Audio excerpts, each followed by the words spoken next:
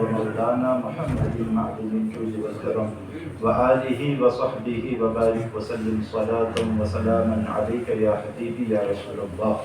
صلی اللہ تعالی علیہ وسلم۔ آج بحمدہ تعالی حفاظ کرام نے 14واں پارہ مکمل کیا۔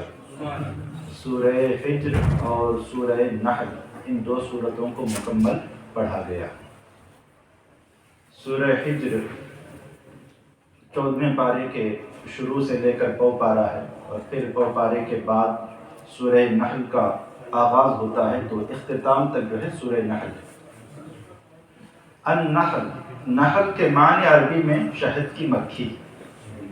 شہد کی مکھی۔ قرآن پاک کی ایک پوری سورت کا نام شہد کی مکھی پر رکھا گیا ہے۔ اسی سے شہد کی مکھی کی اہمیت کا آپ اندازہ لگا سکتے ہیں کہ شہد کی مکھی کوئی عام مخلوق نہیں ہے، کوئی عام مخلوق نہیں ہے۔ انشاءاللہ بعد میں پھر شہد کی مکھی پر میں آتا ہوں۔ سورہ نحل کی شروعات میں اللہ تبارک و تعالیٰ نے بندوں کو اپنی نعمتیں شمار کرائی۔ اتی امر اللہ فلا تستعجلوہ سبحانہ وتعالی عما یشرکون، ينزل الملائكة بالروح من أمره على من يشاء من عباده أن أنذروا أنه لا إله إلا أنا فاتقون خلق السماوات والأرض بالحق تعالى عما يشركون۔ یہاں سے اللہ تبارک و تعالی بندوں پر اپنی نعمتیں شمار کرا رہا ہے۔ خلق السماوات والأرض، وہ جس نے آسمانوں اور زمین کو پیدا کیا۔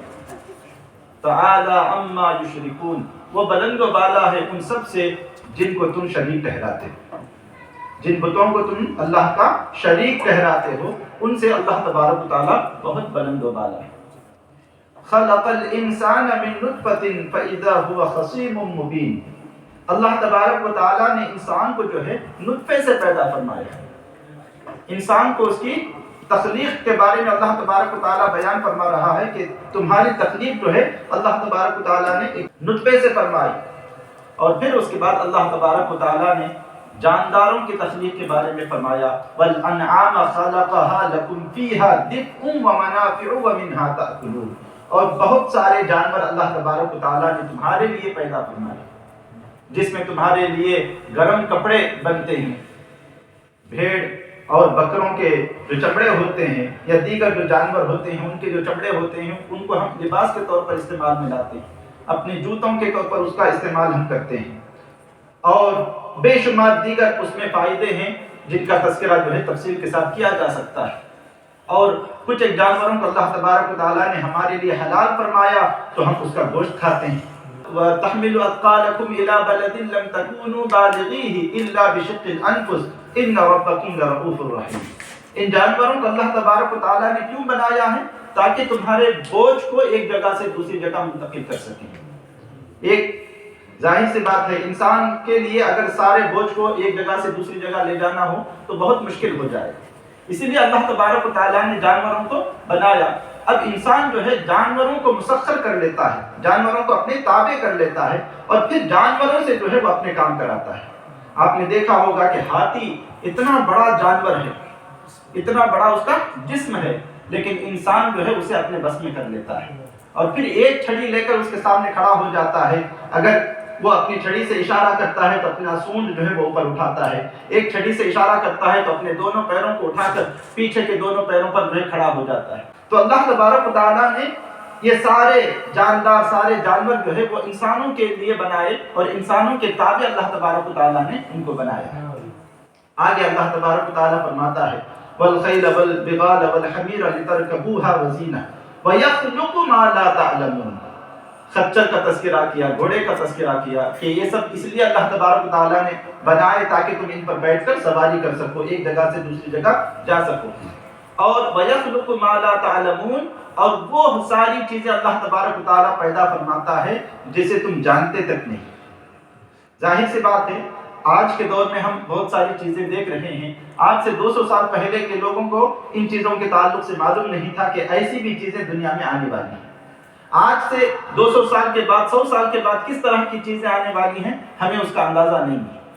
اللہ تبارک و تعالیٰ فرماتا ہے وَيَخْلُقُ مَا لَا تَعْلَمُونَ، جنہیں تم جانتے تک نہیں، ان ساری چیزوں کو اللہ تبارک و تعالیٰ پیدا فرماتا ہے۔ اور آگے بڑھیے تو اسی طرح اللہ تبارک و تعالیٰ فرماتا ہے انزل من السماء ماء لکم منہ شراب ومنہ شجر فیہ تسیمون، آسمان سے تمہارے لیے بارش نازل کی ہے،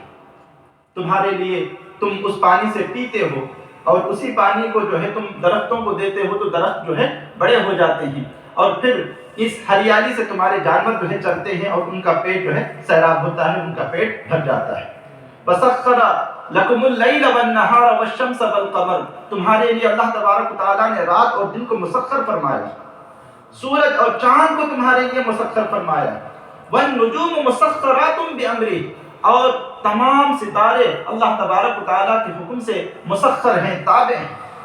ان فی ذلک لآیات لقوم یعقلون، بے شک ان ساری چیزوں میں عقل والوں کے لیے بہت ساری نشانیاں ہیں۔ جو بھی ان چیزوں پر بیٹھ کر غور و خوض کرتا ہے تو اسے اللہ تبارک و تعالیٰ کی معرفت نصیب ہوتی ہے، اللہ تبارک و تعالیٰ کی ذات پر اسے یقین کامل حاصل ہوتا ہے۔ اور آگے اللہ تبارک و تعالیٰ فرماتا ہے وَمَا ذَرَأَ لَكُمْ فِي الْأَرْضِ مُخْتَلِفًا أَلْوَانُهُ إِنَّ فِي ذَلِكَ لَآيَةً لِقَوْمٍ يَذَّكَّرُونَ، اور پھر اس کے بعد سمندر کا تذکرہ فرماتا ہے وَهُوَ الَّذِي سَخَّرَ الْبَحْرَ، وہ جس نے تمہارے لیے سمندر کو مسخر کیا، سمندر کو تمہارے لیے مسخر کیا، لِتَأْكُلُوا مِنْهَا لَحْمًا طَرِيًّا، تاکہ تم اس سمندر سے تازہ گوشت کھا سکو، تازی مچھلیاں نکال کر جو ہے تم کھا سکو۔ وَتَسْتَخْرِجُوا مِنْهُ حِلْيَةً تَلْبَسُونَهَا، اور اس سے گہنا نکال سکو، گہنا کا مطلب موتیاں، سمندر کے اندر سے موتیاں جو ہے اللہ تبارک و تعالیٰ ڈالتا ہے، تم اس کو گہنوں کے طور پر، زیور کے طور پر تم اس کا استعمال کرتے ہو۔ وَتَرَى الْفُلْكَ مَوَاخِرَ فِيهِ وَلِتَبْتَغُوا مِنْ فَضْلِهِ وَلَعَلَّكُمْ تَشْكُرُونَ، اور تم کشتیوں کو دیکھتے ہو کہ کشتیاں جو ہے وہ سمندر کا راستہ، سمندر کے پانی کو چیرتے ہوئے آگے بڑھ رہی ہیں۔ یہ ساری چیزیں اللہ تبارک و تعالیٰ نے تمہارے لیے بنائی۔ آگے اور اللہ تبارک و تعالیٰ ایک دوسری نعمت کو بیان فرماتا ہے وَأَلْقَى فِي الْأَرْضِ رَوَاسِيَ أَن تَمِيدَ بِكُمْ وَأَنْهَارًا وَسُبُلًا لَعَلَّكُمْ تَهْتَدُونَ، یعنی زمین پر اللہ تبارک و تعالیٰ نے تمہارے لیے پہاڑ بنائے، تمہارے لیے پہاڑ بنائے۔ وَأَلْقَى فِي الْأَرْضِ رَوَاسِيَ أَن تَمِيدَ بِكُمْ، تاکہ یہ زمین تمہارے ساتھ نہ ہلے۔ پہلے جب زمین اللہ تبارک و تعالیٰ نے بنائی تھی تو زمین میں جو ہے زلزلہ پایا جاتا تھا، زمین میں جو ہے وہ حرکت پائی جاتی تھی، پھر اللہ تبارک و تعالیٰ نے پہاڑوں کی میخیں زمین کے اندر گاڑی، جس کی وجہ سے زمین ساکن ہو گئی۔ وَأَنْهَارًا وَسُبُلًا، اور پھر اس زمین میں اللہ تبارک و تعالیٰ نے تمہارے لیے نہریں بنائی، تمہارے لیے راستے بنائے، تاکہ راستوں کا تمہیں علم حاصل ہو جائے، تاکہ تم ہدایت پا جاؤ۔ وَعَلَامَاتٍ وَبِالنَّجْمِ هُمْ يَهْتَدُونَ، آسمان کے ستاروں سے بھی تمہیں جو ہے راستوں کا پتہ چلتا ہے۔ اور ان ساری نعمتوں کا تذکرہ کرنے کے بعد اللہ فرماتا ہے وَإِن تَعُدُّوا نِعْمَةَ اللَّهِ لَا تُحْصُوهَا، اگر تم اللہ تبارک و تعالیٰ کی نعمتوں کو شمار کرنا چاہو تو شمار نہیں کر سکتے، تم اللہ تبارک و تعالیٰ کی نعمتوں کو شمار کرنا چاہو تو شمار نہیں کر سکتے۔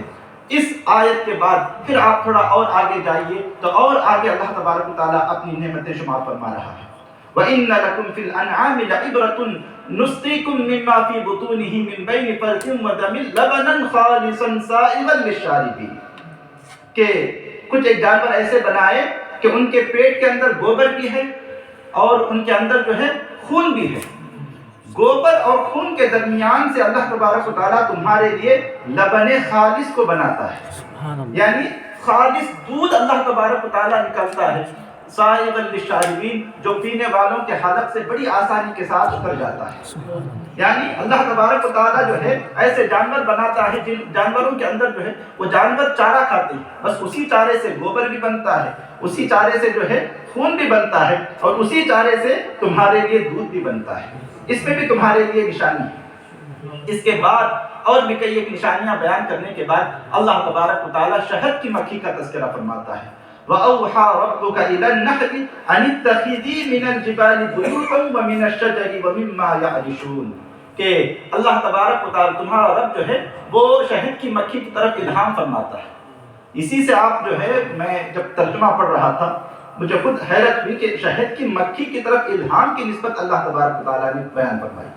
یعنی شہد کی مکھی وہ ہے جسے اللہ تبارک و تعالیٰ ڈائریکٹ الہام فرما رہا ہے کہ کیا کرنا ہے۔ یہی وجہ ہے کہ کہ شہد کی مکھیوں کا جو خاندان ہوتا ہے، جو فیملی ہوتی ہے، اس میں جس طرح کی ڈسپلین ہمیں دیکھنے کو ملتی ہے، کسی دوسری مخلوق میں اس طرح کی ڈسپلین ہمیں نظر نہیں آتی۔ باضابطہ شہد کی مکھیوں کی ایک رانی ہوتی ہے، ایک کوئین ہوتی ہے، جس کی اطاعت اور فرما برداری پوری مکھیاں کرتی ہیں، اور یہ مکھیاں آپس میں ایک دوسرے کے ساتھ لڑتی نہیں ہیں، اور ان مکھیوں میں بھی جو ہے نا سب کے الگ الگ گروپ ہیں، سب کے الگ الگ ذمہ داریاں ہیں جن کو وہ بخوبی نبھاتے ہیں۔ کچھ مکھیوں کی ذمہ داری ہوتی ہے کہ وہ چھتے پر بیٹھ کر چھتے کی حفاظت کریں، کچھ مکھیوں کی ذمہ داری ہوتی ہے کہ وہ نکل کر باہر جائیں اور پھلوں کا رس چوس کر جو ہے واپس آئیں، یہ ان کی ذمہ داری ہوتی ہے۔ اچھا، ایک چھتے سے دوسرے چھتے کی طرف اگر منتقل کرنا ہوتا ہے تو اس کے لیے بھی الگ مکھیاں ہوتی ہیں۔ پہلے ایک مکھی جا کر اس پوری جگہ کا جائزہ لے کر آتی ہے، پھر آنے کے بعد وہ اطلاع دیتی ہے، تو پھر یہاں سے ایک ٹیم جاتی ہے اس جگہ کا جائزہ لینے کے لیے، کچھ ایک مکھیاں۔ پھر جب ان کی طرف سے بھی کنفرمیشن مل جاتا ہے کہ ہاں وہ جگہ ہمارے لیے مناسب ہے، تو پھر پوری پلاننگ کے ساتھ ساری مکھیاں جو ہے اس چھتے کو دوسرے چھتے کی طرف جو ہے منتقل کر دیتی ہیں، اور کئی میل تک جو ہے یہ مکھیاں سفر کرتی ہیں۔ 8 کا جو دائرہ ہوتا ہے نا، اس اینگل میں جو ہے مکھیاں، یہ شہد کی مکھیاں جو ہے ایک جگہ سے دوسری جگہ جاتی ہیں، اس طرح سے 8 کے دائرے کی شکل میں۔ لیکن کتنی بھی دور چلی جائے، یہ اپنا واپس چتھا جو ہے نا وہ اس کا راستہ بھولتی نہیں ہے۔ اس کی وجہ کیا ہے؟ تو کہتے ہیں جب جاتی ہے تو وہ جاتے وقت جو پھل ہوتے ہیں، جو پھول ہوتے ہیں، ان کی خوشبو کو یہ سونگھ کر جو ہے اس خوشبو کو اپنے ذہن میں محفوظ کر لیتی ہے، تو واپسی کے وقت جو ہے پھر اسی خوشبو کو اپنے ذہن میں، جو ان کے ذہن میں جس کی تصویر رہتی ہے، اسی کی بنا پر واپس وہ اپنے چھتے پر بآسانی آ جاتی ہے۔ اور جب وہ کسی پھول پر بیٹھ کر رس چوستی ہے تو رس چوسنے کے بعد اس پھول پر ایک نشان چھوڑتی ہے، یہ بتانے کے لیے کہ اگر کوئی دوسری شہد کی مکھی آ کر یہاں پر بیٹھے تھی رس چوسنے کے لیے، تو اس کو یہ سائن مل جائے کہ اب یہاں پر کوئی رس باقی نہیں بچا ہے، میں نے چوس لیا ہے، لہذا اس مکھی کا وقت ضائع نہ ہو جائے، ویسٹ نہ ہو جائے، اسی لیے جو ہے جب کوئی مکھی کسی پھول پر بیٹھ کر رس چوس لیتی ہے تو وہاں پر ایک نشان چھوڑ جاتی ہے، دوسری مکھی آ کر دیکھتی ہے تو اسے پتہ چل جاتا ہے کہ یہاں کا رس نکل چکا ہے، پھر وہ دوسرے پھول کی طرف جو ہے چلی جاتی ہے۔ تو اتنی انٹیلیجنٹ یہ مکھی ہوا کرتی ہے، شہد کی مکھی۔ اور بھی بہت ساری چیزیں ہیں اس کے تعلق سے پڑھنے والی ہیں، اگر صرف شہد کی مکھی کو سامنے رکھ کر بھی مسلمان جو ہے نا وہ اپنے معاشرے کی تشکیل دے لیں تو معاشرہ ایک بہت ہی کیا کہتے ہیں قابل نمونہ معاشرہ ہو سکتا ہے، قابل نمونہ معاشرہ ہو سکتا ہے۔ بہت ساری اس میں حکمتیں ہیں، بہت ساری باریکیاں ہیں جن پر غور و خوض کرنے کی ضرورت ہے۔ اللہ تبارک و تعالیٰ کی بارگاہ میں دعا کو ہوں، اللہ تبارک و تعالیٰ ہم سب کو قرآن پاک کا صحیح علم عطا فرمائے، قرآن پاک کے فیضان سے اللہ تبارک و تعالیٰ ہمارے دلوں کو روشن فرمائے، ہمارے ذہنوں کو روشن فرمائے۔ وآخر دعوانا ان الحمد للہ رب العالمین۔